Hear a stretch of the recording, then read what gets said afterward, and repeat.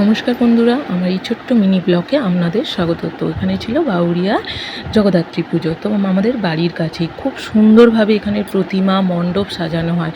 তো এই আমাদের এখানে দুদিন জগদ্ধাত্রী পুজোটা পালন করা হয়, নবমী আর দশমী। তো সেখানে খুব ভিড় হয়, সবাই ঠাকুর দেখতে বেরোয়, বাড়িতে সবাই আত্মীয় স্বজন আসে। আর আমরা বেরিয়েছিলাম এটা শুক্রবার দিন, আমরা বৃহস্পতিবার বেরোতে পারিনি কেননা কুটুম আসবে বলে। আর এই যে বেরিয়ে পড়েছি। আর এখানে মণ্ডপ সাজসজ্জা এত সুন্দর আর এত মানুষের ভিড় বলার মতো নয়। তো এখানে দেখো বাবা মেয়েকে ঠাকুর দেখাতে বেরিয়েছে, আর এখানে মানুষ বেরিয়েই আগে খেলা নিয়ে নিয়েছে। আর ভিড়টা দেখেছো কত ভিড়, আর যেখানেই গান চলছে আমার মাম্মাম নাচতে আরম্ভ করে দিয়েছে।